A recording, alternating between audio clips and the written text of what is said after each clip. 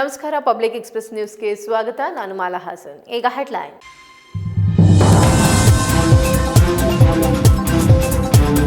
ಯಶ್ ತಾಯಿ ಪುಷ್ಪಾ ಅವರಿಗೆ ಸೇರಿದ್ದ ಎನ್ನಲಾದ ಸೈಟ್ ಶೆಡ್ ಕಾಂಪೌಂಡ್ ತೆರವು ಪ್ರಕರಣ.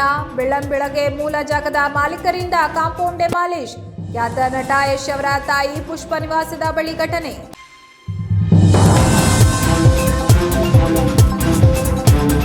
ಹಾಸನದ ಶಿಕ್ಷಕರ ಕಾಲೋನಿಯಲ್ಲಿ ಹೊಸ ವರ್ಷದ ಸಂಭ್ರಮೋತ್ಸವ ಕಾರ್ಯಕ್ರಮ. ಶಾಸಕ ಎಚ್.ಪಿ. ಸ್ವರೂಪ್ ಅವರಿಂದ ಕಾರ್ಯಕ್ರಮ ಉದ್ಘಾಟನೆ. ಬಡಾವಣೆಯ ಮೂಲಭೂತ ಸೌಕರ್ಯಗಳ ಅಭಿವೃದ್ಧಿಗೆ ಭರವಸೆ.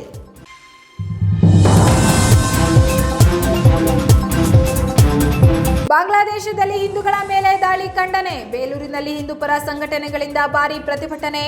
ಟೈರ್ಗೆ ಬೆಂಕಿ ಹಚ್ಚಿ ಪ್ರತಿಭಟನಾಕಾರರ ಆಕ್ರೋಶ.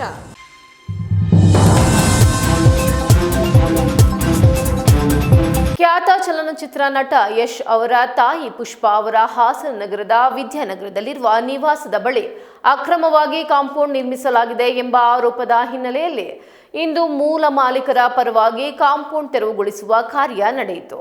ಖ್ಯಾತ ಚಲನಚಿತ್ರ ನಟ ಯಶ್ ಅವರ ತಾಯಿ ಪುಷ್ಪಾ ಅವರ ಹಾಸನ ನಗರದ ವಿದ್ಯಾನಗರದಲ್ಲಿರುವ ನಿವಾಸದ ಬಳಿ ಅಕ್ರಮವಾಗಿ ಕಾಂಪೌಂಡ್ ನಿರ್ಮಿಸಲಾಗಿದೆ ಎಂಬ ಆರೋಪದ ಹಿನ್ನೆಲೆಯಲ್ಲಿ ಇಂದು ಬೆಳಗ್ಗೆ ಮೂಲ ಮಾಲೀಕರ ಪರವಾಗಿ ಕಾಂಪೌಂಡ್ ತೆರವುಗೊಳಿಸುವ ಕಾರ್ಯ ನಡೆಯಿತು. ವಿದ್ಯಾನಗರದಲ್ಲಿರುವ ಪುಷ್ಪಾ ನಿವಾಸದ ಪಕ್ಕದ ಜಾಗವು ಲಕ್ಷ್ಮಮ್ಮ ಅವರಿಗೆ ಸೇರಿದ್ದು, ಆ ಜಾಗದಲ್ಲಿ ಸುಮಾರು 1,500 ಚದರ ಅಡಿ ವಿಸ್ತೀರ್ಣದಲ್ಲಿ ಅಕ್ರಮವಾಗಿ ಕಾಂಪೌಂಡ್ ನಿರ್ಮಿಸಲಾಗಿದೆ ಎಂದು ಆರೋಪಿಸಲಾಗಿದೆ. ಈ ಸಂಬಂಧ ಲಕ್ಷ್ಮಮ್ಮ ಅವರ ಜಿಪಿಎ ಹೋಲ್ಡರ್ ದೇವರಾಜು ಅವರು ನ್ಯಾಯಾಲಯದ ಅನುಮತಿ ಪಡೆದು ಕಾಂಪೌಂಡ್ ಡೆಮಾಲಿಶ್ ಮಾಡಿಸಿದ್ದಾರೆ ಎಂದು ತಿಳಿದು ಬಂದಿದೆ. ಜಿಪಿಎ ಹೋಲ್ಡರ್ ದೇವರಾಜು ಮಾತನಾಡಿ, ಲಕ್ಷ್ಮಮ್ಮ ಅವರ ಜಾಗವನ್ನ ಅಕ್ರಮವಾಗಿ ಆವರಿಸಿ ಕಾಂಪೌಂಡ್ ಹಾಕಲಾಗಿತ್ತು. ಈ ಕುರಿತು ಕಾನೂನು ಹೋರಾಟ ನಡೆಸಿ ನ್ಯಾಯಾಲಯದ ಆದೇಶದಂತೆ ಇಂದು ಕಾಂಪೌಂಡ್ ತೆರವುಗೊಳಿಸಲಾಗಿದೆ ಎಂದರು. ಲಕ್ಷ್ಮಮ್ಮ ಅಂತ ಅಲ್ಲಿ ಬೇಕಾದವರು ಆಸ್ತಿ ಅವರಿಗೆ 1970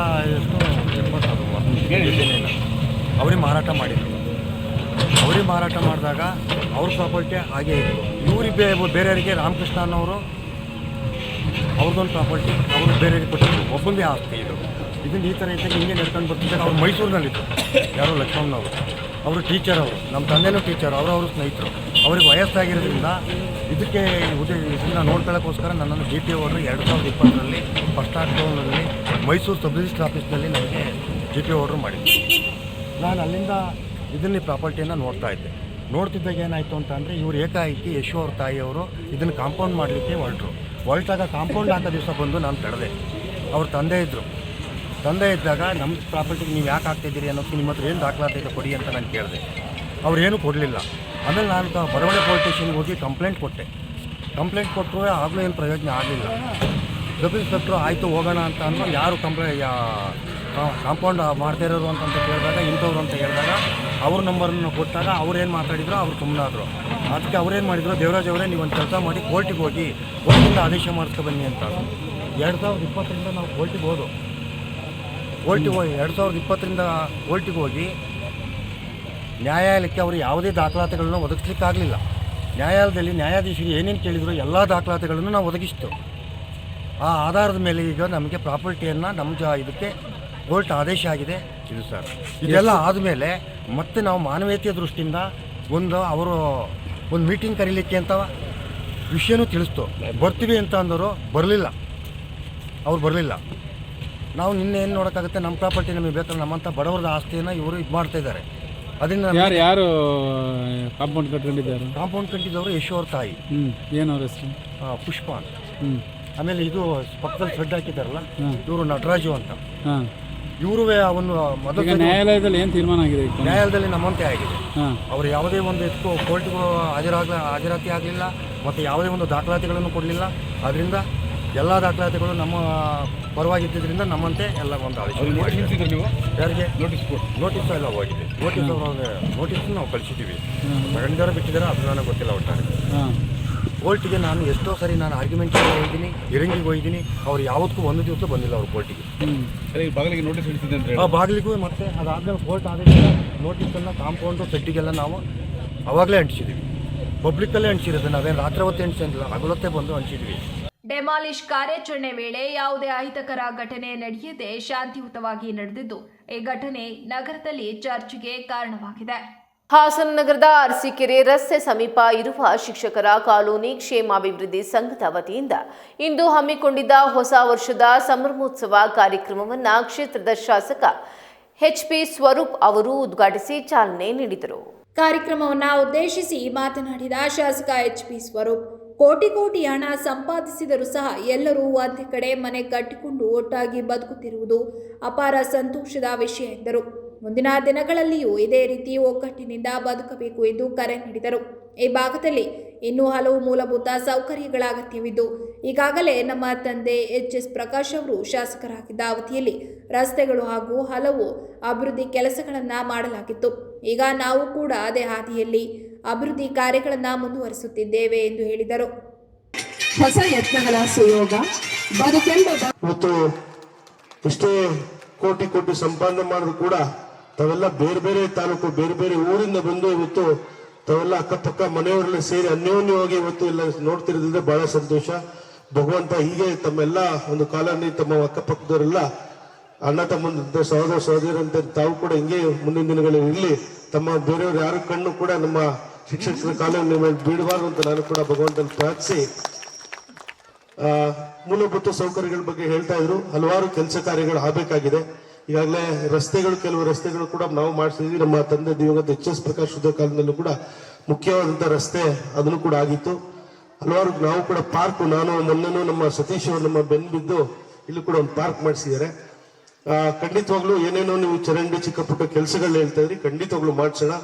ನಮ್ಮ ಕವಿತಾ ಮೇಡಮ್ ಇದ್ದಾರೆ, ಬಹಳ ಕ್ರಿಯಾಶೀಲರು. ಈಗಾಗಲೇ ನಮ್ಮ ಅಮರೇಶ್ ಅವರು ಹೇಳ್ತಾ ಇದ್ರು, ಆಫೀಸ್ಗೆ ತಾವು ಯಾರೇ ಹೋದ್ರು ಕೂಡ ಸಾಮಾನ್ಯ ಒಬ್ಬ ನಾಗರಿಕರು ಯಾರೇ ಹೋದ್ರು ಕೂಡ ಬಹಳ ಸ್ಪಂದಿಸಿ ಕೆಲಸನ ಮಾಡ್ಕೊಡೋಂತ ಪ್ರಾಮಾಣಿಕ ಕೆಲಸನ ಅವರು ಕೂಡ ಮಾಡ್ತಾರೆ.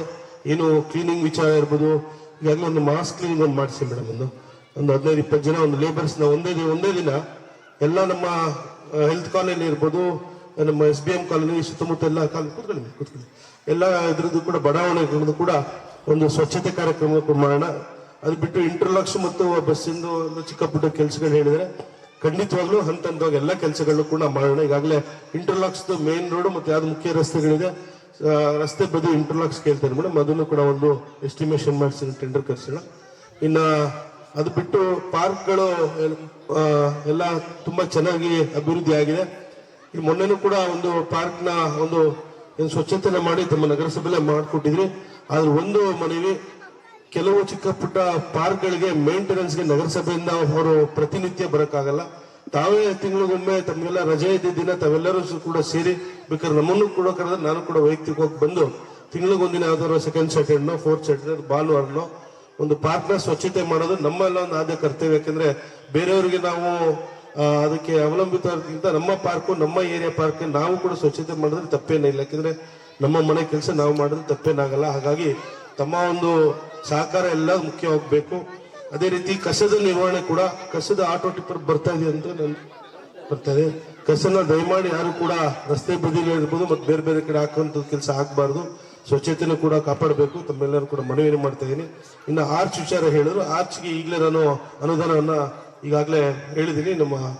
ಈಗ 5 ಲಕ್ಷ ಒಂದು ಅನುದಾನವನ್ನು ಬಿಡುಗಡೆ ಮಾಡ್ತಾರೆ. ಈಗ ಕೆಲಸ ನೀವು ನಮ್ಮ ಓನರು ಹೇಳ್ತಾರೆ ಯಾರು ಯಾವ ರೀತಿ ನಿಮ್ಗೆ ಡಿಸೈನ್ ಬೇಕು ಒಂದು ಆಯ್ತು, ಅದನ್ನು ಚೆನ್ನಾಗೇ ಮಾಡಿಸೋಣ. ಅದನ್ನು ಐಮಾಸ್ಟ್ ಒಂದು ಕೇಳ್ತಾ ಇದ್ರು ಮೇಡಮ್, ಅದೊಂದು ಇನ್ನು ಏನೇ ಕೆಲಸಗಳಿಗೆ ಆರ್ಬೇಕಾದ್ರೂ ಕೂಡ ಪ್ರಾಮಾಣಿಕವಾಗಿ ಖಂಡಿತವಾಗ್ಲೂ ಏನೇನು ಕೆಲಸ ಹೇಳಿದ್ರಿ ಖಂಡಿತವಾಗಿ ಬಂದು ನಾನು ಕೂಡ ಮಾಡ್ಕೊಳ್ಳೋಣ.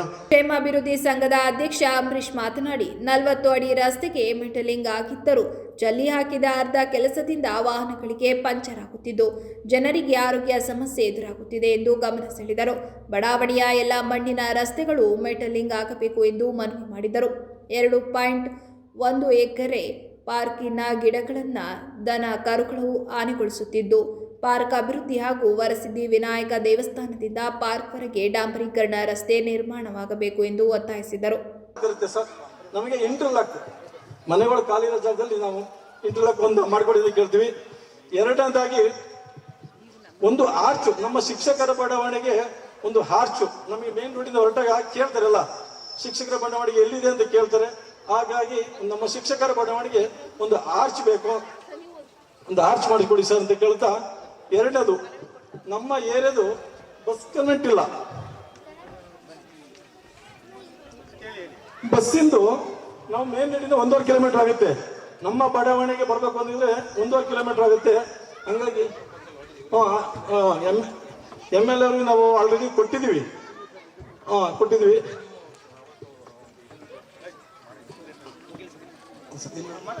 ಅದೇ ರೀತಿ ಇನ್ನೊಂದು ಯಾವ ರೀತಿ ಸ್ಪಂದಿಸಿದ್ರು ಅಂತಂದ್ರೆ, ಬರೀ ಒಂದು 10 ನಿಮಿಷ ಲೇಟಾಗಿ ಬಂದಕ್ಕೆ ಇಲ್ಲ ಕೂತ್ಕೊಳ್ಳಿ, ಕಾಫಿ ತರಿಸ್ತೀನಿ, ನೀವೇನಿದೆ ಕೆಲಸ ನನ್ಗೆ ಹೇಳಿ ನಾವು ಮಾಡಿಕೊಡ್ತೀವಿ ಅಂತ ಹೇಳಿ ಅವರು ನಮಗೆ ಭರವಸೆ ಕೊಟ್ಟಿದ್ದಾರೆ.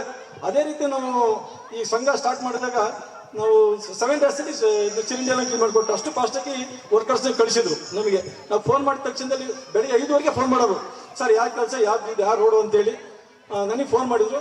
ಅದೇ ರೀತಿ 7 ರೋಡನ್ನು ನಮ್ಮ ಮಹಾನಗರ ಪಾಲಿಕೆಯವರು ನಿಜ ಹೇಳ್ಬೇಕು ಅಂತ ಬೇರೆದು ಏನು ಗೊತ್ತಿಲ್ಲ, ನಾವು ಫೋನ್ ಮಾಡಿದ ತಕ್ಷಣದಲ್ಲಿ ಕರೆದು ಬಂದು ಕೆಲಸ ಮಾಡಿದ್ದಾರೆ. ಬೇರೆ ನಮಗೆ ಕಾಲೋನಿಯಿಂದ ನನಗೆ ಗೊತ್ತಿಲ್ಲ, ಬಟ್ ನನಗೆ ಸ್ಪಂದಿಸಿದಂಥ ಎಲ್ಲ ಮಹಾನಗರ ಪಾಲಿಕೆಯ ಕಾರ್ಮಿಕರಿಗೆ ನನ್ನ ಹೊಸ ವರ್ಷದ ಶುಭಾಶಯಗಳು. ನಮ್ಮ ಬಡಾವಣೆ ಪರವಾಗಿ ಅವರಿಗೆ ಶುಭಾಶಯವನ್ನು ಹೇಳ್ತೀನಿ. ಅದೇ ರೀತಿ ಇನ್ನು ಕಾರ್ಯಕ್ರಮದಲ್ಲಿ ಬಡಾವಣೆಯಲ್ಲಿ ವಾಸಿಸುವ ಸರ್ಕಾರಿ ಸೇವೆಯಿಂದ ನಿವೃತ್ತರಾದವರನ್ನ ಹಾಗೂ ಕ್ರೀಡೆಯಲ್ಲಿ ಸಾಧನೆ ಮಾಡಿದ ಹಿರಿಯರನ್ನ ಸನ್ಮಾನಿಸಿ ಗೌರವಿಸಲಾಯಿತು. ಸ್ವಾಮಿ ವಿವೇಕಾನಂದ ಕ್ಷೇಮಾಭಿವೃದ್ಧಿ ಸಂಘದ ವತಿಯಿಂದಲೂ ಬಡಾವಣೆಯ ಅಭಿವೃದ್ಧಿ ಕುರಿತು ಶಾಸಕರಿಗೆ ಮನವಿ ಸಲ್ಲಿಸಲಾಯಿತು. ವೆರಿ ಶೀಘ್ರದಲ್ಲಿ ಹೇಮಾವತಿ ನೀರು ಕನೆಕ್ಟ್ ಆಗುತ್ತೆ ಅಂತ ನಾನು ಭಾವಿಸಿದ್ದೀನಿ. ವರ್ಕೌಟ್ ಆಗಿದೆ ಸರ್.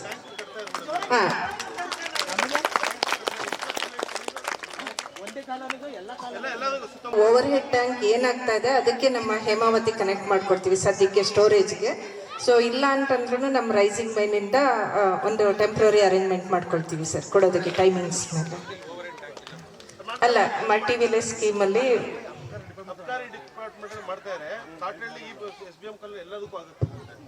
ಈ ಸಂದರ್ಭದಲ್ಲಿ ಮಹಾನಗರ ಪಾಲಿಕೆ ಇಂಜಿನಿಯರ್ ಕವಿತಾ, ಗ್ರಾಮ ಪಂಚಾಯಿತಿ ಮಾಜಿ ಅಧ್ಯಕ್ಷ KS ಮೋಹನ್ ಕುಮಾರ್, ಗೌರವಾಧ್ಯಕ್ಷ ಶಿವರಾಮೇಗೌಡ, ರುದ್ರೇಗೌಡ, ಕಾರ್ಯಕಾರಿ ಮಂಡಳಿ ಸದಸ್ಯ ನಂಜುಂಡೇಗೌಡ ಸೇರಿದಂತೆ ಹಲವರು ಉಪಸ್ಥಿತರಿದ್ದರು. ನಿವಾಸಿ ಶಿಲ್ಪಾ ಅವರು ಪಕ್ಷಿ ನೋಟದ ವಿವರ ನೀಡಿದರು. ಬಾಂಗ್ಲಾದೇಶದಲ್ಲಿ ಹಿಂದೂ ಸಮುದಾಯದ ಮೇಲೆ ನಡೆಯುತ್ತಿರುವ ದಾಳಿಗಳನ್ನು ಖಂಡಿಸಿ ಬೇಲೂರು ಪಟ್ಟಣದಲ್ಲಿ ವಿವಿಧ ಹಿಂದೂಪರ ಸಂಘಟನೆಗಳ ಕಾರ್ಯಕರ್ತರು ಶನಿವಾರ ರಾತ್ರಿ ಭಾರೀ ಪ್ರತಿಭಟನೆ ನಡೆಸಿದರು. ಪಟ್ಟಣದ ಬಸವೇಶ್ವರ ವೃತ್ತದಲ್ಲಿ ಜಮಾಯಿಸಿದ ಪ್ರತಿಭಟನಾಕಾರರು ದಾಳಿಗಳ ವಿರುದ್ಧ ತೀವ್ರ ಆಕ್ರೋಶ ವ್ಯಕ್ತಪಡಿಸಿದರು. ಪ್ರತಿಭಟನೆಯ ವೇಳೆ ಟೈರ್ಗೆ ಬೆಂಕಿ ಹಚ್ಚಿ ಆಕ್ರೋಶ ವ್ಯಕ್ತಪಡಿಸಿದ ಪ್ರತಿಭಟನಾಕಾರರು ಬಾಂಗ್ಲಾದೇಶದಲ್ಲಿ ಹಿಂದೂಗಳ ರಕ್ಷಣೆಗೆ ಕೇಂದ್ರ ಸರ್ಕಾರ ತಕ್ಷಣ ಕ್ರಮ ಕೈಗೊಳ್ಳಬೇಕು ಎಂದು ಆಗ್ರಹಿಸಿದರು. ದಾಳಿಗಳ ವಿರುದ್ಧ ಘೋಷಣೆಗಳನ್ನು ಕೂಗುತ್ತಾ ನೆಹರು ನಗರದತ್ತ ತೆರಳಲು ಪ್ರತಿಭಟನಾಕಾರರು ಮುಂದಾದರು. ನೆಹರು ನಗರ ಪ್ರದೇಶದಲ್ಲಿ ಹೆಚ್ಚಿನ ಸಂಖ್ಯೆಯಲ್ಲಿ ಮುಸ್ಲಿಂ ಸಮುದಾಯದವರು ವಾಸವಿರುವುದರಿಂದ ಯಾವುದೇ ಅಹಿತಕರ ಘಟನೆ ಸಂಭವಿಸದಂತೆ ಮುನ್ನೆಚ್ಚರಿಕಾ ಕ್ರಮವಾಗಿ ಬೇಲೂರು ಪೊಲೀಸರು ಪ್ರತಿಭಟನಾಕಾರರನ್ನು ತಡೆದರು. ಟೈರ್ಗೆ ಬೆಂಕಿ ಹಚ್ಚಿ ಪ್ರತಿಭಟನೆ ನಡೆಸಲು ಅನುಮತಿ ಪಡೆದಿರಲಿಲ್ಲ ಎಂಬ ಕಾರಣಕ್ಕೆ ಪೊಲೀಸರು ಮಧ್ಯಪ್ರವೇಶ ಮಾಡಿದರು. ಪ್ರತಿಭಟನೆಯ ವೇಳೆ ಹಚ್ಚಿದ ಬೆಂಕಿಯನ್ನು ನಂದಿಸಲು ಪೊಲೀಸರು ಮುಂದಾಗಿದ್ದು ಪ್ರತಿಭಟನಾಕಾರರನ್ನ ನೆಹರು ನಗರ ಕಡೆಗೆ ತೆರಳಲು ಅವಕಾಶ ನೀಡಲಿಲ್ಲ. ಈ ಸಂದರ್ಭದಲ್ಲಿ ಪ್ರತಿಭಟನಾಕಾರರು ಮತ್ತು ಪೊಲೀಸರ ನಡುವೆ ಕೆಲಕಾಲ ತೀವ್ರ ವಾಗ್ವಾದ ನಡೆಯಿತು. ನಂತರ ಪ್ರತಿಭಟನಾಕಾರರು ಶ್ರೀ ಚೆನ್ನಕೇಶವ ಸ್ವಾಮಿ ದೇವಾಲಯದ ಮುಂಭಾಗಕ್ಕೆ ತೆರಳಿ ಅಲ್ಲಿ ಶಾಂತಿಯುತವಾಗಿ ಪ್ರತಿಭಟನೆ ನಡೆಸಿದರು. ದೇವಾಲಯದ ಮುಂಭಾಗದಲ್ಲಿ ಬಾಂಗ್ಲಾದೇಶದಲ್ಲಿ ನಡೆಯುತ್ತಿರುವ ದಾಳಿಗಳನ್ನು ಖಂಡಿಸಿ ಘೋಷಣೆಗಳನ್ನು ಕೂಗಿ ಮೃತರಿಗೆ ಶ್ರದ್ಧಾಂಜಲಿ ಸಲ್ಲಿಸಿದರು. ಪ್ರತಿಭಟನೆ ವೇಳೆ ಯಾವುದೇ ದೊಡ್ಡ ಅಹಿತಕರ ಘಟನೆ ನಡೆಯದೆ ಪೊಲೀಸ್ ಭದ್ರತೆಯೊಂದಿಗೆ ಪರಿಸ್ಥಿತಿ ನಿಯಂತ್ರಣದಲ್ಲಿ ಇತ್ತು. ಘಟನೆ ಹಿನ್ನೆಲೆಯಲ್ಲಿ ಪಟ್ಟಣದಲ್ಲಿ ಕೆಲಕಾಲ ಉದ್ವಿಗ್ನ ವಾತಾವರಣ ನಿರ್ಮಾಣವಾಗಿತ್ತು.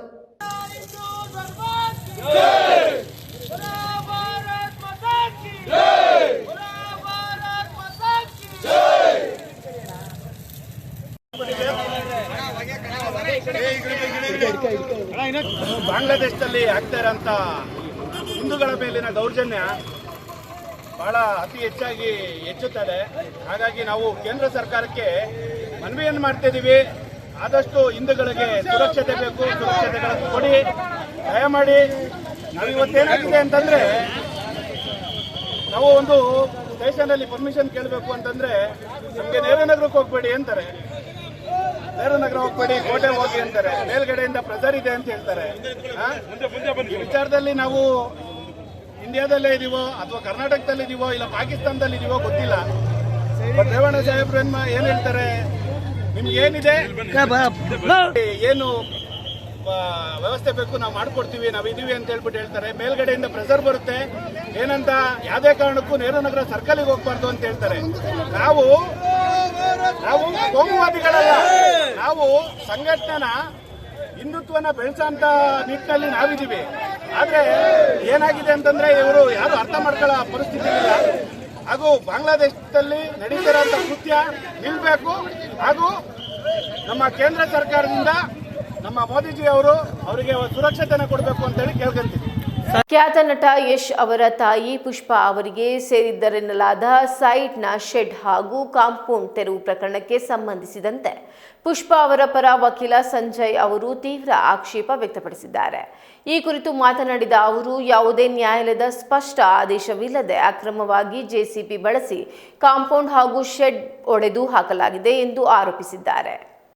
ಮೊದಲನೇದಾಗಿ ಅತಿಕ್ರಮ ಪ್ರವೇಶ ಅಥವಾ ಅಕ್ರಮವಾಗಿ ನಿರ್ಮಿಸಿದ್ದಾರೆ ಅನ್ನತಕ್ಕಂಥ ವಿಚಾರ ಇಲ್ಲ. ಇದರಲ್ಲಿ ಎಲ್ಲವೂ ಸಂಪೂರ್ಣವಾಗಿ ಅವರು ಕಾನೂನು ಸಲಹೆಯನ್ನು ಪಡ್ಕೊಂಡು ಕಾನೂನು ರೀತಿಯಲ್ಲಿ ಅದನ್ನು ಖರೀದಿ ಮಾಡಿದ್ದಾರೆ.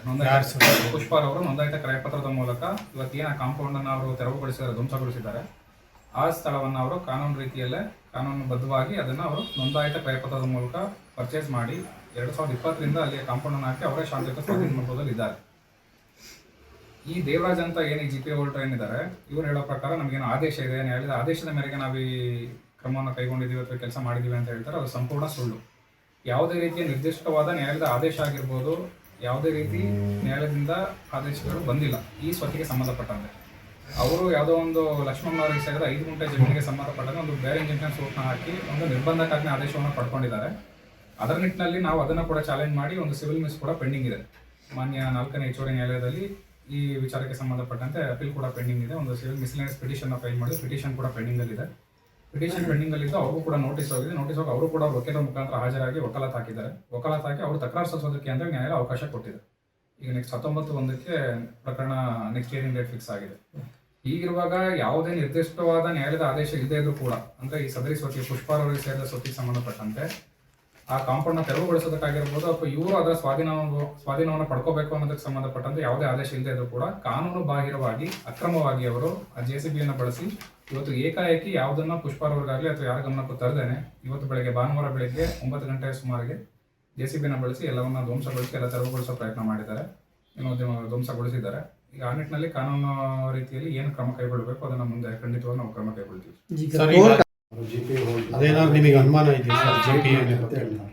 ಸರ್ GPA ಆಗಿದೆ ಅಂತ ಹೇಳ್ತಾರೆ. ನಾವು ಅದಕ್ಕೆ GPA ಹೋಲ್ಡರ್ ಆದರೆ ಯಾವತ್ತಿಗೂ ಕೋರ್ಟ್ಗೆ ಬಂದಿಲ್ಲ ಅಥವಾ GPA ಏನಿದೆ ಸಂಪೂರ್ಣವಾಗಿ ನಾವೇನು ನೋಡಬೇಕಿದೆ. ಈಗ ಸದ್ಯದಲ್ಲಿ ನಾವು ಅವ್ರು ಏನು ನಮ್ಮ ವಿರುದ್ಧ ಸುಳ್ಳು ಪ್ರಕರಣ ದಾಖಲೆ ಮಾಡಿ ಆದೇಶ ಪಡ್ಕೊಂಡಿದ್ದೀವಿ ಅಂತ ಹೇಳ್ತಾರೆ, ಅದನ್ನು ಚಾಲೆಂಜ್ ಮಾಡಿದ್ದೀವಿ. ನಡೀತಾ ಇದೆ ಸರ್. ಇನ್ನೆಲ್ಲ ವಿಚಾರಗಳು ಮುಂದೆ ಪ್ರಕರಣ ವಿಚಾರಣೆ ಅಂತ ಬಂದಾಗ ಎಲ್ಲ ಆಡಿಸ್ಬೋದು. ಈ ಘಟನೆ ಇವತ್ತೇನು ಬೆಳಗ್ಗೆ ಘಟನೆ ನಡೆದಿದೆ ಇದಕ್ಕೆ ಸಂಬಂಧಪಟ್ಟಂತೆ ಆ ಪುಷ್ಪಾ ಅವರು ಮತ್ತೆ ಆ ಪಕ್ಕದ ನಟರಾಜ್ ಅವರು ಏನಿದ್ದಾರೆ ಇಬ್ಬರು ಕೂಡ ಈಗ ಒಂದು ಕಂಪ್ಲೇಂಟ್ನ ಫೈಲ್ ಮಾಡೋ ನಿಟ್ಟಿನಲ್ಲಿದ್ದಾರೆ. ಅವ್ರ ವಿರುದ್ಧ ದೂರು ದಾಖಲಾಗುತ್ತೆ. ನಂತರ ನ್ಯಾಯಾಲಯದಲ್ಲಿ ಈ ಪ್ರಕರಣ ಏನೀಗ ಪೆಂಡಿಂಗ್ ಇದೆ ಅದರಲ್ಲಿ ವಿಚಾರಣೆ ಶುರುವಾಗಿದೆ.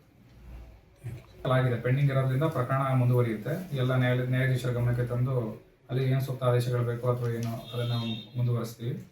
ದೂರು ದಾಖಲಿಸೋದು ಕನ್ಸರ್ನ್ ಜ್ಯೂರಿಸ್ಡಿಕ್ಷನ್ ಪೊಲೀಸ್ ಏನಿದ್ದಾರೆ ಅಲ್ಲಿ ಅವರು ಕಂಪ್ಲೇಂಟನ್ನು ಫೈಲ್ ಮಾಡ್ತಾ ಇದ್ದಾರೆ ಸರ್. ಆಲ್ರೆಡಿ ಅವರ ಸಂಬಂಧಿಕರು ಏನಿದ್ದಾರೆ ಅವರೆಲ್ಲ ಆಲ್ರೆಡಿ ದೂರು ಕೊಡ್ತಾ ಇದ್ದಾರೆ. ಆಲ್ರೆಡಿ ಈ ಘಟನೆಗೆ ಸಂಬಂಧಪಟ್ಟಂತೆ ಯಾರ್ಯಾರು ಇದರಲ್ಲಿ ಇನ್ವಾಲ್ವ್ ಆಗಿದ್ದಾರೆ ಅವರೆಲ್ಲರ ವಿರುದ್ಧ ಸೂಕ್ತ ಕಾನೂನು ಕ್ರಮ ಕೈಗೊಳ್ಳೋದಕ್ಕೆ ದೂರುಗಳನ್ನ ಕೊಡ್ತಾ ಇದ್ದಾರೆ. ಕೋರ್ಟ್ ಅವ್ರ ಪರವಾಗಿ ಏನು ಆದೇಶ ಮಾಡಿದೆ ಅಂತ ಹೇಳ್ತಾರೆ ಸರ್. ಈ ನಿಟ್ಟಿನಲ್ಲಿ ಇವ್ರು ಮಾಡಿರುವಂಥ ಕೆಲಸಕ್ಕೆ ಸಂಬಂಧಪಟ್ಟ ನಿರ್ದಿಷ್ಟವಾಗಿ ಯಾವುದೇ ರೀತಿ ಆದೇಶ ಮಾಡಿಲ್ಲ. ತಪ್ಪು ತಿಳುವಳಿಕೆಯಿಂದ ಅಥವಾ ಸಂಪೂರ್ಣವಾಗಿ ತಪ್ಪು ಮಾಹಿತಿಯನ್ನು ಕೊಟ್ಟು ಅವರು ಜನಗಳಿಗಾಗಿರ್ಬೋದು ಮೀಡಿಯಾದಲ್ಲಾಗಿರ್ಬೋದು ಸುಳ್ಳು ಮಾಹಿತಿಯನ್ನು ಹಬ್ಬಿಸ್ತಾ ಇದ್ದಾರೆ ಅಷ್ಟೇ. ಯಾವುದೇ ರೀತಿ ನಿರ್ದಿಷ್ಟವಾದ ಆದೇಶ ಆ ಕಾಂಪೌಂಡನ್ನು ತೆರವುಗೊಳಿಸಬೇಕು, ಅಕ್ರಮವಾಗಿ ಕಟ್ಟಿದ್ದಾರೆ ಅಂತೇಳಿ ಎಲ್ಲೂ ಕೂಡ ಯಾವ ನ್ಯಾಯಾಲಯದ ಮುಖಾಂತರ ಕೂಡ ಯಾವುದೇ ಹೈಕೋರ್ಟ್ನಲ್ಲ, ಡಿಸ್ಟ್ರಿಕ್ಟ್ ಕೋರ್ಟ್ನಲ್ಲಿ ಹಾಗೂ ಸುಪ್ರೀಂ ಕೋರ್ಟ್ನಲ್ಲೂ ಕೂಡ ಯಾವುದೇ ರೀತಿ ಆದೇಶ ಹೊರಟಿಲ್ಲ, ಯಾವುದೇ ರೀತಿ ಆದೇಶ ಹೊರಡಿಸಿಲ್ಲ ನ್ಯಾಯಾಲಯ. ಆ ರೀತಿಯಾದ ಆದೇಶ ನ್ಯಾಯಾಲಯದಿಂದ ಬಂದಿದ್ದೇ ಆದರೆ ನಾವು ಕೂಡ ಅದಕ್ಕೆ ತಲೆಬಾಗ್ತೀವಿ, ಎಲ್ಲರೂ ಕೂಡ ಭದ್ರಾಗಿರ್ತೀವಿ. ಆದರೆ ಯಾವುದೇ ರೀತಿ ನ್ಯಾಯಾಲಯದ ಆದೇಶ ಇಲ್ಲ ಅಂದ್ರೂ ಕೂಡ ಅವರು ಕಾನೂನು ಬಾಹಿರವಾಗಿ ಈ ಕೆಲಸವನ್ನು ಮಾಡಿದ್ದಾರೆ. ಸರ್ ಖಂಡಿತವಾಗಿ ಇದು ಪುಷ್ಪಾರವರಿಗೆ ಸೇರಿದಂತ ಆಸ್ತಿ. ಅವರು ನೋಂದಾಯಿತ ಕ್ರಯಪತ್ರದ ಮೂಲಕ ಅದರ ಮೂಲ ಮಾಲೀಕರು ಯಾರಾದ್ರು ಇದ್ರ ಮುಂಚೆ ಮಾಲೀಕರು ಏನಿದ್ರು ಅವರಿಂದ ಅವರು ಎಲ್ಲ ಸಂಪೂರ್ಣ ದಾಖಲಾತಿಗಳನ್ನು ಪರಿಶೀಲನೆ ಮಾಡಿ ಕಾನೂನು ಸಲಹೆಯನ್ನು ಪಡೆದುಕೊಂಡು ನೋಂದಾಯಿತ ಕ್ರಯಪತ್ರದ ಮೂಲಕ ಖರೀದಿ ಮಾಡಿದ್ದಾರೆ. ಯಾರಿಂದ ಅವರು ಗಿರೀಶ್ ಅಂತಕ್ಕಂಥವ್ರು, ಇದರ ಮುಂಚೆ ಮಾಲೀಕರು ಯಾರಾದ್ರು ಗಿರೀಶ್ ಮತ್ತು ಹಾಗೂ ಅವರ ಪತ್ನಿ ವಾಣಿ ಅವರಿಂದ ನೋಂದಾಯಿತ ಕ್ರಯಪತ್ರದ ಮೂಲಕ ಪರ್ಚೇಸ್ ಮಾಡಿದ್ದಾರೆ. ಸರ್, ಅವ್ರ ಮಾಧ್ಯಮಕ್ಕೆ ನೀಡಿರೋ ದಾಖಲೆ ಕೋರ್ಟ್ ಆದೇಶ ಮುಖ್ಯವಾಗಿ ಅವ್ರು ಏನು ಹೇಳ್ಕೊಬರ್ತಿದ್ದಾರೆ ಅಂದರೆ, ಅವರು ಮುಖ್ಯವಾಗಿ ಹೇಳ್ತಿರೋದು ಸಹ ವಾದಿ ಶಾಂತಿಯುತ ಸ್ವಾಧೀನಕ್ಕೆ ಧಕ್ಕೆಯನ್ನು ಉಂಟುಪಡಿಸದೆ ಆದೇಶಿಸಲಾಗಿದೆ ಅಂತ. ಹೌದು ಸರ್, ಅವರು ಆದೇಶ ಏನು ಪಡ್ಕೊಂಡಿದ್ದೀವಿ ಅಂತ ಹೇಳ್ತಾರೆ. ಅಲ್ಲಿ ಇರ್ತಕ್ಕಂಥ ಡಿಗ್ರಿಯಲ್ಲಿ ಇರ್ತಕ್ಕಂಥ ಶೆಡ್ಯೂಲ್ ಪ್ರಾಪರ್ಟಿ, ಶೆಡ್ಯೂಲ್ ಆಸ್ತಿ ಏನಿದೆ ಅದಾಗಿರ್ಬೋದು, ಮತ್ತು ಇಲ್ಲಿ ಅವರು ಏನು ಇವತ್ತು ಈ ಕೆಲಸವನ್ನು ಮಾಡಿದ ಕಾಂಪೌಂಡ್ ತೆರವುಗೊಳಿಸೋ ಪುಷ್ಪರವರಿಗೆ ಸೇರಿದ ಆಸ್ತಿಯಲ್ಲಿ ಕಾಂಪೌಂಡ್ ತೆರವುಗೊಳಿಸೋ ಕೆಲಸ ಏನು ಮಾಡಿದ್ದಾರೆ, ಎರಡೂ ಕೂಡ ಬೇರೆ ಬೇರೆ ಆಸ್ತಿ, ಎರಡೂ ಒಂದೇ ಆಸ್ತಿ ಅಲ್ಲ. ಯಾವುದೋ ಆಸ್ತಿ ಮೇಲೆ ಅವರು ಆದೇಶವನ್ನು ಪಡ್ಕೊಂಡು ಈ ಆಸ್ತಿ ಮೇಲೆ ಅಕ್ರಮವಾಗಿ ತೆರವುಗೊಳಿಸೋ ಕೆಲಸವನ್ನು ಮಾಡಿದ್ದಾರೆ. ಅಂದರೆ ನೀವು ಹೇಳ್ತಿರೋದು ಸರ್, ಈ ಪುಷ್ಪ ಅವರು ಹೊಂದಿರುವಂಥ ಆಸ್ತಿಗೂ ದೇವರಾಜ್ ಅವರು ಕೇಳ್ತಿರೋ ಆಸ್ತಿ ಸರ್ವೆ ನಂಬರ್ಗಳು ಅಥವಾ ದಾಖಲೆಗಳು ಎರಡು ಪರಸ್ಪರ ಬೇರೆ ಬೇರೆ ಬೇರೆ ಬೇರೆ ಸರ್. ಹೌದು, ಬೇರೆ ಬೇರೆ. ಮತ್ತೆ ಒಂದೇ ಆಗಿದೆ ಅನ್ನೋಂಥದ್ದು ಎಲ್ಲೂ ಕೂಡ ಅವರೆಲ್ಲೂ ಸಾಬೀತುಪಡಿಸಿಲ್ಲ, ಎಲ್ಲೂ ಕೂಡ ದಾಖಲಾತಿಗಳು ಕೊಟ್ಟಿಲ್ಲ. ಅವರು ಯಾವುದೋ ಒಂದು 5 ಗುಂಟೆ ಜಾಗ ಅವರ ಲಕ್ಷ್ಮಣನವರ ಹೆಸರಲ್ಲಿದೆ, ಲಕ್ಷ್ಮಣನ GPA ಪಡ್ಕೊಂಡಿದ್ದೀವಿ ಅಂತ ಹೇಳಿ ಅವರು ನ್ಯಾಯಾಲಯದಲ್ಲಿ ಹಾಕಿದ್ದಾರೆ. ಉದ್ದೇಶಪೂರ್ವಕವಾಗಿ ನ್ಯಾಯಾಲಯದಿಂದ ನೋಟಿಸ್ ಜಾರಿ ಆಗದೇ ಇದ್ರೂ ಕೂಡ ನೋಟಿಸ್ ಜಾರಿ ಆದಂತೆ ಮಾಡಿ ಏಕಪಕ್ಷೀಯವಾಗಿ ಒಂದು ಆದೇಶವನ್ನು ಪಡ್ಕೊಂಡಿದ್ದಾರೆ. ಆ ಏಕಪಕ್ಷೀಯ ಆದೇಶವನ್ನು ನಾವು ಚಾಲೆಂಜ್ ಮಾಡಿ ಆಲ್ರೆಡಿ ಸಿವಿಲ್ ಮಿಸ್ಲಿನಿಯಸ್ ಪಿಟಿಷನ್, 2 ಪಿಟಿಷನ್ ಎರಡು ಅರ್ಜಿಗಳನ್ನ ನಾವು ದಾಖಲಿಸಿದ್ದೀವಿ ಕಳೆದ 2025 ಸೆಪ್ಟೆಂಬರ್ನಲ್ಲಿ. ಆ ನಿಟ್ಟಿನಲ್ಲಿ ಅವರು ಕೂಡ ನೋಟಿಸ್ ಹೋಗಿದೆ, ಅವರು ಅಪಿಯರ್ ಆಗಿದ್ದಾರೆ. ಸಿವಿಲ್ ಪ್ರಕರಣ ನ್ಯಾಯಾಲಯದಲ್ಲಿ ಬಾಕಿ ಇರುವಾಗ ದಾಖಲಾಗಿದೆ, ಇನ್ನೂ ಪ್ರಕರಣ ಪೆಂಡಿಂಗ್ ಇದ್ದಾಗಲೇ ಇವ್ರಿಗೆ ಯಾವುದೇ ರೀತಿಯ ನ್ಯಾಯಾಲಯದ ಆದೇಶ ಇಲ್ಲದೇ ಇದ್ರೂ ಕೂಡ ಅಕ್ರಮವಾಗಿ ಕಾನೂನು ಬಾಹಿರವಾಗಿ ಕೆಲಸವನ್ನು ಮಾಡಿದ್ದಾರೆ. ಎಂದಿಗೂ ಲಕ್ಷ್ಮಮ್ಮ ಅವ್ರು ಯಾರು ಅಂತಕ್ಕಂಥ ನಮಗೂ ಕೂಡ ಯಾವುದೇ ಮಾಹಿತಿ ಬಂದಿಲ್ಲ, ಅವ್ರು ಎಂದಿಗೂ ಅವ್ರು ಮುಂದೆ ಬಂದಿಲ್ಲ. ಲಕ್ಷ್ಮಮ್ಮ ಅವ್ರು ಯಾರು, ಇವರಿಗೆ ಯಾವ ಉದ್ದೇಶಕ್ಕೆ GPA ಕೊಟ್ಟಿದ್ದಾರೆ ಅನ್ನೋದೆಲ್ಲ ಅವರೇ ಹೇಳಬೇಕಾಗುತ್ತೆ, ಅಥವಾ ನ್ಯಾಯಾಲಯದಲ್ಲಿ ಪ್ರಕರಣದ ವಿಚಾರಣೆ ನಡೆದಾಗ ಎಲ್ಲ ಬರುತ್ತೆ. ಸರ್, ಇದು ಈಗ ನೋಟಿಸ್ ವಿಚಾರಕ್ಕೆ ಸಂಬಂಧ ಅದು ಅವ್ರ ಗಮನಕ್ಕೆ ಬಂದಿದ್ದ ಈ ರೀತಿಯಾಗಿ ಪ್ರಕರಣ ದಾಖಲಿಸೋ ಗಮನಕ್ಕೆ ಬಂದಿದ್ರೆ ಅವರವ್ರಿಗೆ ಅಥವಾ ಅವ್ರ ಪರ ವಕೀಲರಾಗಲಿ ಅಥವಾ ನಾವುಗಳಾಗಲಿ ಖಂಡಿತವಾಗಿ ನಾವು ಇದನ್ನ ಚಾಲೆಂಜ್ ಮಾಡಿ ವಿಚಾರಣೆಯಲ್ಲಿ ಭಾಗವಹಿಸ್ತಿದ್ವಿ, ಪಾಲ್ಗೊಳ್ತಾ ಇದ್ವಿ. ಇವರು ಈ ಉದ್ದೇಶದಿಂದನೇ ಉದ್ದೇಶಪೂರ್ವಕವಾಗಿಯೇ ನ್ಯಾಯಾಲಯದಿಂದ ಜಾರಿಯಾಗಿರುವಂತಹ ನೋಟಿಸ್ ಅನ್ನ ಅವರಿಗೆ ಜಾರಿಯಾಗದಂತೆ ಮಾಡಿ, ಜಾರಿ ಆಗಿದೆ ಅನ್ನೋ ರೀತಿ ತೋರಿಸಿ ಏಕಪಕ್ಷೀಯ ಆದೇಶವನ್ನು ಪಡ್ಕೊಂಡಿದ್ದಾರೆ. ಅದನ್ನೇ ಚಾಲೆಂಜ್ ಮಾಡಿ ನಾವು ಈ ಅರ್ಜಿನ ದಾಖಲಿಸಿದ್ದೀವಿ ಅಂತ ಹೇಳ್ತಾ ಇರೋದು. ಈ ಅರ್ಜಿ ನಾವು ದಾಖಲಿಸಿರೋ ಬಗ್ಗೆ ಅವರಿಗೆ ಕೂಡ ನೋಟಿಸ್ ಹೋಗಿದೆ, ಅದು ಕೂಡ ಅವ್ರ ಗಮನದಲ್ಲಿದೆ. ಕಾಂಪೌಂಡಿಗೆ ನೋಟಿಸ್ ಹಾಕಿದ್ವಿ ಅಂತ, ಕಾಂಪೌಂಡಿಗೆ ಅವರು ನೋಟಿಸ್ ಅನ್ನು ಅಂಟಿಸಿದ ಮೇಲೆ ನಮಗೆ ಗೊತ್ತಾಗಿದ್ದು ಇವರು ಈ ರೀತಿ ಒಂದು ಪ್ರಕರಣ ಸುಳ್ಳು ಪ್ರಕರಣ ದಾಖಲಿಸಿದ್ದಾರೆ ಅಂತ ನಮಗೆ ಗೊತ್ತಾಗಿದೆ. ಆವಾಗ ನಂತರದಲ್ಲಿ ಅದನ್ನು ನಾವು ಚಾಲೆಂಜ್ ಮಾಡಿ ನಾವು ಅರ್ಜಿ ಕೂಡ ಸಲ್ಲಿಸಿದ್ವಿ, ನ್ಯಾಯಾಲಯದಲ್ಲಿ ಅರ್ಜಿ ಸಲ್ಲಿಸಿದ್ವಿ. ಅದು ಕೂಡ ಈಗ ಪೆಂಡಿಂಗ್ ಅಲ್ಲಿ ಇದೆ. ಅದೇ ಅರ್ಜಿ ಈಗ ನಡೀತಾ ಇದೆ, ಪೆಂಡಿಂಗ್ ಅಲ್ಲಿ ಇದೆ. ಇವ್ರು ಏನು ಆದೇಶ ಆಗಿದೆ ಅಂತ ಹೇಳ್ತಾರೆ, ಅದರ ವಿರುದ್ಧ ನಾವು ಆಲ್ರೆಡಿ ನ್ಯಾಯಾಲಯದಲ್ಲಿ ಕಳೆದ ಸೆಪ್ಟೆಂಬರ್ 2025ರಲ್ಲಿ ಅರ್ಜಿಯನ್ನು ಸಲ್ಲಿಸಿದ್ವಿ ನ್ಯಾಯಾಲಯಕ್ಕೆ. ಅದೇ ಈಗ ಉದ್ದೇಶ ಏನು ಸರ್ ಇವ್ರದ್ದು, ಆ ಜಾಗದ ಕಬಳಿಸ್ಬೇಕು ಅಂತ ಅಥವಾ ಮಾರಾಟ ಮಾಡಬೇಕು ಅಂತ? ಅವ್ರ ಉದ್ದೇಶ ಇಲ್ಲಿ ಕ್ಲಿಯರ್ ಆಗಿ ಗೊತ್ತಾಗುತ್ತೆ ಸರ್. ಏನಂತ ಅಂದ್ರೆ ಸೆಲೆಬ್ರಿಟಿ ಇದ್ದಾರೆ, ಈ ರೀತಿಯಾಗಿ ಸ್ವಲ್ಪ ಇವ್ರ ಹೆಸರನ್ನ ಹಾಳು ಮಾಡುವಂತ ಕೆಲಸ ಅಥವಾ ಸ್ವಲ್ಪ ತೊಂದರೆ ಕೊಡುವಂತ ಕೆಲಸ ಮಾಡಿದ್ರೆ ಇಲ್ಲಿಗಲ್ ಬೆನಿಫಿಟ್ಸ್, ಇಲ್ಲಿಗಲ್ ಆಗಿ ಇಲ್ಲಿಗಲ್ ಮೀನ್ಸ್ ಅವರು ಕೂಡ ಸ್ವಲ್ಪ ಆದಾಯ ಅಥವಾ ಲಾಭವನ್ನು ಮಾಡ್ಕೋಬಹುದು ಅನ್ನೋ ಉದ್ದೇಶ ಇರಬಹುದು. ಈಗ ದಾಖಲೆಗಳು ಅವ್ರು ಇಟ್ಕೊಂಡಿದಾರಲ್ಲ ಅವೆಲ್ಲ ಸಂಪೂರ್ಣ ದಾಖಲೆಗಳು ಏನಿದೆ ಅಂತ ಈಗ ವಿಚಾರಣೆ ನಡೆದಾಗಲೇ ಎಲ್ಲ ಅವರು ಬರುತ್ತೆ ಸರ್, ಎಲ್ಲ ನ್ಯಾಯಾಲಯದ ಮುಖಾಂತರ ಎಲ್ಲ ಅವರು ಬರುತ್ತೆ ಸರ್. ಇದ್ರ ಜೊತೆಗೆ ಅವರು ಇನ್ನೊಂದು ಹೇಳಿದ್ದಾರೆ, ನಾನು ಕೋರ್ಟ್ ಆದೇಶ ನನ್ನ ಪರ ಇತ್ತು, ನಾನು ನನ್ನ ಜಾಗಕ್ಕೆ ನಾನು ಯಾಕೆ ಪರ್ಮಿಷನ್, ನೀವು ಕೇಳಿದ ಪ್ರಶ್ನೆ ಸಂಪೂರ್ಣ ತಪ್ಪು ಮಾಹಿತಿ ಅಥವಾ ತಪ್ಪು ಕಲ್ಪನೆ ಇದ್ದಾರೆ. 2023ರಲ್ಲಿ ಅವರು ಕೇಸ್ ದಾಖಲೆ ಮಾಡಿದ್ದಾರೆ, 24ರಲ್ಲಿ ಆದೇಶ ಆಗಿದೆ, 24-25ರಲ್ಲಿ ಆದೇಶ ಆಗಿದೆ. ಆ ಮಾಹಿತಿ ನಮಗೆ ಗೊತ್ತಾದಂತೆ ಅಂದ್ರೆ ಅವ್ರು ಏನ್ ಬಂದು ಕಾಂಪೌಂಡ್ ಅದು ಅಂಟಿಸಿದ್ರು ಅಂತ ಹೇಳಿ ಅವ್ರ ಮಾಹಿತಿ ನಮಗೆ ತಿಳಿದ ತಕ್ಷಣ ಈ ರೀತಿ ಸುಳ್ಳು ಪ್ರಕರಣ ದಾಖಲೆ ಮಾಡೋ ಆದೇಶ ಪಡ್ಕೊಂಡಿದ್ದಾರೆ ಅಂತ ಹೇಳಿ ನಾವು ಇಮಿಡಿಯೇಟ್ ಆಗಿ ನಾವು ವಿತಿನ್ ಟೈಮ್ ಅದನ್ನು ಒಂದು ಪಿಟಿಷನ್ ಫೈಲ್ ಮಾಡಿದ್ದೀವಿ. ನೀವು ಯಾವಾಗ ಚಾಲೆಂಜ್ ಮಾಡಿದ್ರಿ? ಕಳೆದ ಸೆಪ್ಟೆಂಬರ್ 2025ರಲ್ಲಿ. ಅವರ ಪ್ರಕರಣ 2023, ಅದು ನಂತರದಲ್ಲಿ ಎಲ್ಲ ತೀರ್ಮಾನ ಆಗಿ 2027/2/2024ರಲ್ಲಿ ಒಂದು ಏಕಪಕ್ಷೀಯ ಆದೇಶ ಆಗುತ್ತೆ. ನಂತರದಲ್ಲಿ ಕಾಂಪೌಂಡ್ಗೆಲ್ಲ ಕಳೆದ ನಾವು ಅರ್ಜಿ ಫೈಲ್ ಮಾಡೋದಕ್ಕೆ ಒಂದು 2 ತಿಂಗಳ ಮುಂಚೆ ಕಾಂಪೌಂಡ್ಗೆಲ್ಲ ತಂದು ಅಂಟಿಸ್ತಾರೆ ವಿಚಾರ ಗೊತ್ತಾಗುತ್ತೆ, ಇಲ್ಲಿ ಸುಳ್ಳು ಪ್ರಕರಣ ದಾಖಲೆ ಮಾಡಿದ್ದಾರೆ ಅಂತೇಳಿ ಇಮಿಡಿಯೇಟ್ ಆಗಿ ನಾವು ಪಿಟಿಷನ್ ಅದನ್ನು ಚಾಲೆಂಜ್ ಮಾಡಿ ಒಂದು ಪಿಟಿಷನ್ ಫೈಲ್ ಮಾಡಿರ್ತೀವಿ. ಈ ಎಲ್ಲ ಮಾಹಿತಿ ಗೊತ್ತಿದ್ರು ಕೂಡ ಅವರ ತಪ್ಪು ತಿಳುವಳಿಕೆ ಏನಂತ ಅಂದ್ರೆ ಅವ್ರು ನ್ಯಾಯಾಲಯದಲ್ಲಿ ಹಾಕಿ ಇದೇ ಆಸ್ತಿ ಮೇಲೆ ಏನಾದರೂ ಅವರಿಗೆ ಆದೇಶ ಆಗಿದ್ರು ಕೂಡ ಇದನ್ನ ಅವರು ಎಕ್ಸಿಕ್ಯೂಟ್ ಮಾಡಬೇಕು ಅಂತಂದ್ರೆ ಒಂದು ಜಾರಿ ಅರ್ಜಿಯನ್ನು ಹಾಕಿ ಕೋರ್ಟಿಂದ ನಿರ್ದಿಷ್ಟವಾದ ಒಂದು ಆದೇಶವನ್ನು ಪಡ್ಕೋಬೇಕಾಗುತ್ತೆ. ಅದನ್ನು ಪಡೆದೇನೆ ಈ ರೀತಿ ಕಾನೂನು ಬಾಹಿರವಾಗಿ ಸ್ವಇಚ್ಛಾಚಾರದಿಂದ ಈ ರೀತಿ ದಾಂಧಲೆ ಮಾಡೋದು ಸಂಪೂರ್ಣ ಕಾನೂನು ಬಾಹಿರವಾದ ಕೃತ್ಯ. ಯಾವ ಕೋರ್ಟಲ್ಲಿ? 4ನೇ ಹೆಚ್ಚುವರಿ ನ್ಯಾಯಾಲಯದಲ್ಲಿ ಹಾಸನ. ಅರಸೀಕೆರೆ ತಾಲೂಕಿನ ಹಾನಹಳ್ಳಿಯಲ್ಲಿ ನೂತನವಾಗಿ ನಿರ್ಮಾಣಗೊಂಡ ಅಕ್ಸಾ ಮಸೀದಿಯ ಉದ್ಘಾಟನಾ ಕಾರ್ಯಕ್ರಮವನ್ನು ಇಂದು ಭಕ್ತಿ ಭಾವದಿಂದ ನಿರ್ವಹಿಸಲಾಯಿತು. ಈ ವಿಶೇಷ ಸಮಾರಂಭದಲ್ಲಿ ಸಂಸದ ಶ್ರೇಯಸ್ ಪಟೇಲ್ ಅವರು ಭಾಗವಹಿಸಿ ಮುಸ್ಲಿಂ ಬಾಂಧವರಿಗೆ ಹೃತ್ಪೂರ್ವಕ ಶುಭಾಶಯವನ್ನ ಕೋರಿದರು. ಈ ವೇಳೆ ಮಾತನಾಡಿದ ಸಂಸದ ಶ್ರೇಯಸ್ ಪಟೇಲ್, ಧರ್ಮ ಸೌಹಾರ್ದತೆ ಮತ್ತು ಸಹಬಾಳ್ವೆಯನ್ನ ದೇಶದ ಶಕ್ತಿ, ಎಲ್ಲ ಸಮುದಾಯಗಳು ಶಾಂತಿ ಮತ್ತು ಸಹೋದರತ್ವದಿಂದ ಬದುಕಬೇಕು ಎಂದು ಹೇಳಿದರು. ಮಸೀದಿ ಧಾರ್ಮಿಕ ಕೇಂದ್ರವಾಗುವುದರ ಜೊತೆಗೆ ಸಮಾಜದಲ್ಲಿ ಶಾಂತಿ, ನೈತಿಕತೆ ಮತ್ತು ಮಾನವೀಯ ಮೌಲ್ಯಗಳನ್ನು ಬೆಳೆಸಲಿ ಎಂದು ಅವರು ಆಶಿಸಿದರು.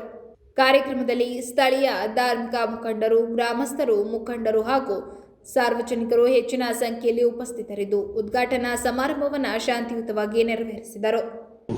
ಪೂಜ್ಯ ಗುರುಗಳ ಆಶೀರ್ವಾದದೊಂದಿಗೆ ಸ್ಥಳೀಯ ನಮ್ಮ ನಾಯಕರು ಶಾಸಕರಾದಂತಹ ಶ್ರೀಲಿಂಗನವರ ಹಾಗೂ ಮಾಜಿ ಸಚಿವರು, ರಾಜ್ಯ ಮುಖ್ಯರಂತಹ ನಾಯಕರಂತಹ ಇಬ್ರಾಹಿಂ ಸರ್ ಅವರ ನೇತೃತ್ವದಲ್ಲಿ ಇವತ್ತು ಉದ್ಘಾಟನೆಗೊಂಡಿದೆ. ಒಂದು ಪಾವಿತ್ರ್ಯತೆಯ ಸಂಕೇತ. ಇವತ್ತು ಭಗವಂತ ಎಲ್ಲರಿಗೂ ಒಳ್ಳೇದು ಮಾಡಿ ಅಂತ ನಾವೆಲ್ಲ ಪ್ರಾರ್ಥಿಸೋಣ. ನಾವೆಲ್ಲ ಒಂದು ಸೌಹಾರ್ದತೆಯಲ್ಲಿ ಹೇಗೆ ಇವತ್ತು ನಾನು ಇಲ್ಲಿ ಬಂದಾಗ ತುಂಬ ಖುಷಿಯಾಗಿ ಸೌಹಾರ್ದತೆಯ ಸಂಕೇತ ಅಂತಲೇ ಹೇಳ್ಕೊಂಡಿದ್ದು ಇದೇ ರೀತಿ ಮುಂದುವರಿಲಿ. ಎಲ್ಲ ಅಲ್ಪಸಂಖ್ಯಾತರ ಕ್ಷೇಮಗಳೊಂದಿಗೆ ಪ್ರಾಮಾಣಿಕವಾಗಿ ದುಡಿಯುವಂಥ ಕೆಲಸವನ್ನು ನಾವೆಲ್ಲ ಮಾಡ್ತೀವಿ. ಶಾಸಕರಾಗಿ ಜೊತೆಗೆ ಸರ್ಕಾರ ನಿಮ್ಗೆ ಗೊತ್ತಿರೋರಿಗೆ ಸಿದ್ದರಾಮಯ್ಯ ಸಾಹೇಬ್, ಡಿ ಕೆ ಶಿವಕುಮಾರ್ ಸರ್ಕಾರ ನೇತೃತ್ವದ ಸರ್ಕಾರದಲ್ಲಿ ಇವತ್ತು ಅಲ್ಪಸಂಖ್ಯಾತರ ಕಲ್ಯಾಣ ಅಭಿವೃದ್ಧಿಗೆ ಅತಿ ಹೆಚ್ಚು ಹಣವನ್ನು ಕೊಟ್ಟಿರುವಂಥ ಸರ್ಕಾರ ಅಂತ ಹೇಳಿದ್ರೆ ನಮ್ಮ ಸರ್ಕಾರ. ಹಾಗಾಗಿ ಅದನ್ನು ಸದುಪಯೋಗ ಪಡಿಸಿಕೊಂಡು ನಾವು ಏನಿವತ್ತು ಅದ್ಭುತವಾದಂತಹ ಒಂದು ಪ್ರಾರ್ಥನೆ ಮಂದಿರವನ್ನು ಕಟ್ಟಿದ್ದೀರಿ. ಎಲ್ಲರಿಗೂ ಒಳಿತನ್ನು ಬಯಸಲಿ, ಎಲ್ಲರಿಗೂ ಒಳ್ಳೆಯದಾಗಲಿ ಅಂತ ಇವತ್ತು ನಾನು ಶುಭಾಶಯಗಳನ್ನು ಧನ್ಯವಾದ.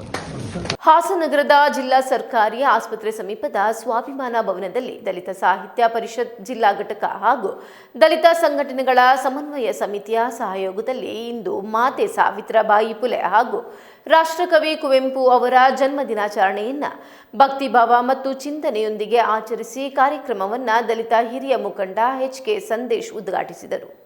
ಉದ್ಘಾಟನೆ ನಡೆಸಿ ಮಾತನಾಡಿದ ಅವರು, ವಿದ್ಯಾವಂತಿಕೆ ಅಪರೂಪವಾಗಿದ್ದ ಕಾಲದಲ್ಲೇ ದಲಿತ ಚಳುವಳಿ ಹುಟ್ಟಿ ಅಕ್ಷರ ಕೊಡಿ, ಭೂಮಿ ಕೊಡಿ, ಹಾಸ್ಟೆಲ್ ಕೊಡಿ ಸೇರಿದಂತೆ ಮೂಲಭೂತ ಹಕ್ಕುಗಳಿಗಾಗಿ ನಿರಂತರ ಹೋರಾಟ ನಡೆಸಿತು ಎಂದು ಹೇಳಿದರು. ತಂಡೋಪತಂಡವಾಗಿ ಮೆರವಣಿಗೆ ನಡೆಸಿ ಜಿಲ್ಲಾಧಿಕಾರಿಗಳು ಹಾಗೂ ಸಂಬಂಧಿತ ಅಧಿಕಾರಿಗಳಿಗೆ ಮನವಿಗಳನ್ನು ಸಲ್ಲಿಸಿದ ಪರಿಣಾಮವೇ ಇಂದು ಅನೇಕ ಸೌಲಭ್ಯಗಳು ಲಭ್ಯವಾಗಿದೆ ಎಂದರು. ಸಾವಿತ್ರಿಬಾಯಿ ಪುಲೆ, ಕುವೆಂಪು, ಟಿಪ್ಪು ಸುಲ್ತಾನ್ ಸೇರಿದಂತೆ ಅನೇಕ ಹೋರಾಟಗಾರರು ಸಮಾಜದ ಪರಿವರ್ತನೆಗೆ ದಾರಿ ತೋರಿಸಿದ್ದಾರೆ. ಇದೇ ವೇಳೆ ಜನವರಿ 20ರಂದು ನಗರದಲ್ಲಿ ನಡೆಯಲಿರುವ ಐತಿಹಾಸಿಕ ಕಾರ್ಯಕ್ರಮಕ್ಕೆ ಬಾಬಾ ಸಾಹೇಬ್ರ ಮೊಮ್ಮಗ ಆಗಮಿಸಲಿರುವುದರಿಂದ ಎಲ್ಲರೂ ಪಾಲ್ಗೊಂಡು ಕಾರ್ಯಕ್ರಮವನ್ನು ಯಶಸ್ವಿಗೊಳಿಸುವಂತೆ ಮನವಿ ಮಾಡಿದರು.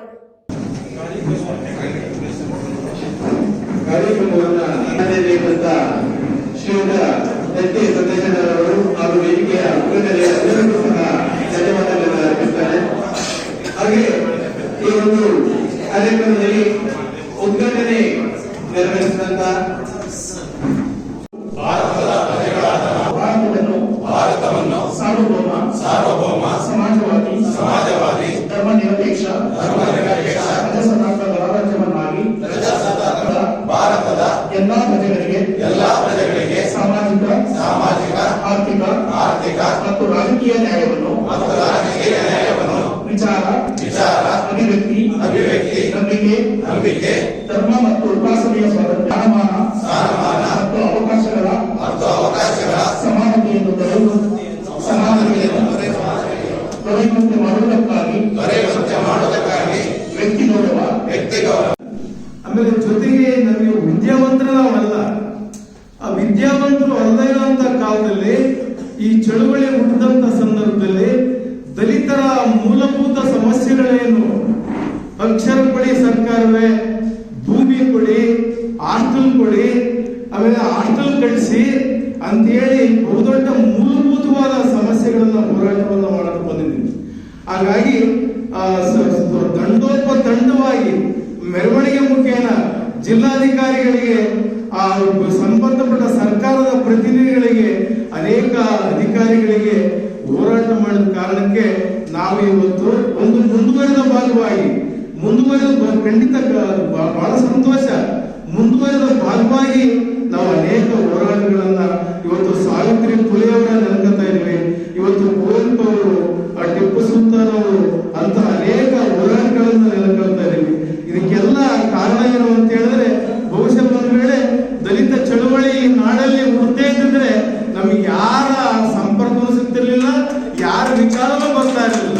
ಅದು 100ಕ್ಕೆ 100 ಸತ್ಯ. ಹಾಗಾಗಿ ನನಗೆ ಕುವೆಂಪು ಅವ್ರ ಬಗ್ಗೆ ಅತ್ಯಂತ ಗೌರವವಾಗಿ ಮಾತಾಡುವಂತ ಸ್ನೇಹಿತರು ಬಂದಿದ್ದಾರೆ, ಅವರು ಮಾತಾಡ್ತಾರೆ ನನಗೆ. ಹಾಗಾಗಿ ಇಲ್ಲಿ ಬಂದಿರೋಂಥ ಎಲ್ಲ ಆತ್ಮೀಯ ಸ್ನೇಹಿತರಿಗೆ ನನ್ನ ಕಳಕಳಿಯ ಒಂದು ಪ್ರೀತಿಯ ಸ್ವಾಗತವನ್ನು ಕೋರ್ತಾ 20ನೇ ತಾರೀಕು 20/1/2026 ಒಂದು ಐತಿಹಾಸಿಕ ಕಾರ್ಯಕ್ರಮ ಈ ಜಿಲ್ಲಾ ಕೇಂದ್ರದಲ್ಲಿ ನಡೀತಾ ಇದೆ. ಅದು ಭೀಮಾ ಕೊರೆಂಗಾವ್ ಅಂತ. ಅದ್ರ ಬಗ್ಗೆ ಎಲ್ಲ ನೀವು ತಿಳ್ಕೊಂಡಿದ್ರೆ ಮಾತಾಡ್ಲಿಕ್ಕೆ ಹೋಗಲ್ಲ. ಆ ಸಂದರ್ಭಕ್ಕೆ ನೀವೆಲ್ಲರೂ ಕೂಡ ವಿಶೇಷವಾಗಿ ಬಾಬಾ ಸಾಹೇಬ್ ಅಂಬೇಡ್ಕರ್ ಅವರ ಮೊಮ್ಮಗ ಭೀಮರಾವ್ ಅಂಬೇಡ್ಕರ್ ಸಾಹೇಬರು ಬರ್ತಾ ಇದ್ದಾರೆ. ಈ ಕಾರ್ಯಕ್ರಮಕ್ಕೆ ನಾವೆಲ್ಲರೂ ಕೂಡ ಅಂಬೇಡ್ಕರ್ ಅಂತ ಹೇಳ್ತಾ ಇದ್ವಿ.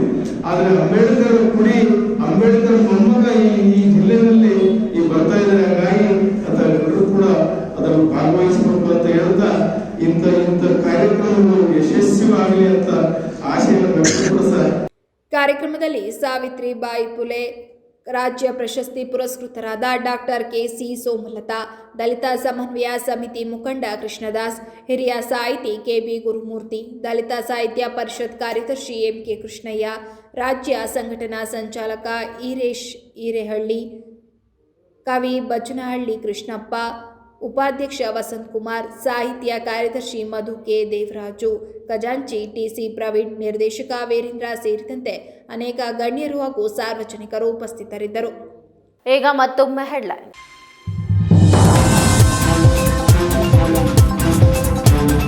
ಯಶ್ ತಾಯಿ ಪುಷ್ಪಾ ಅವರಿಗೆ ಸೇರಿದ್ದ ಎನ್ನಲಾದ ಸೈಟ್ ಶೆಡ್ ಕಾಂಪೌಂಡ್ ತೆರವು ಪ್ರಕರಣ. ಬೆಳ್ಳಂಬೆಳಗ್ಗೆ ಮೂಲ ಜಾಗದ ಮಾಲೀಕರಿಂದ ಕಾಂಪೌಂಡ್ ಡೆಮಾಲಿಶ್. ಖ್ಯಾತ ನಟ ಯಶ್ ಅವರ ತಾಯಿ ಪುಷ್ಪ ನಿವಾಸದ ಬಳಿ ಘಟನೆ.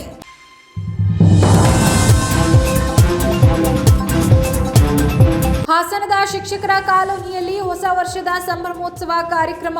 ಶಾಸಕ ಎಚ್ಪಿ ಸ್ವರೂಪ್ ಅವರಿಂದ ಕಾರ್ಯಕ್ರಮ ಉದ್ಘಾಟನೆ. ಬಡಾವಣೆಯ ಮೂಲಭೂತ ಸೌಕರ್ಯಗಳ ಅಭಿವೃದ್ಧಿಗೆ ಭರವಸೆ.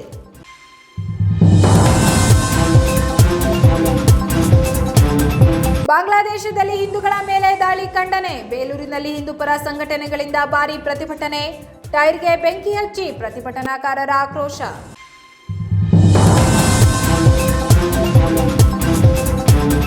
ಇದಿಷ್ಟು ಈವರೆಗಿನ ಪ್ರಮುಖ ಸುದ್ದಿಗಳು. ಸಮಗ್ರ ಸುದ್ದಿಗಳಿಗಾಗಿ ನೋಡ್ತಾ ಇರಿ ಪಬ್ಲಿಕ್ ಎಕ್ಸ್‌ಪ್ರೆಸ್ ಕನ್ನಡ. ಪಯಣ ನಿಮ್ಮೊಂದಿಗೆ.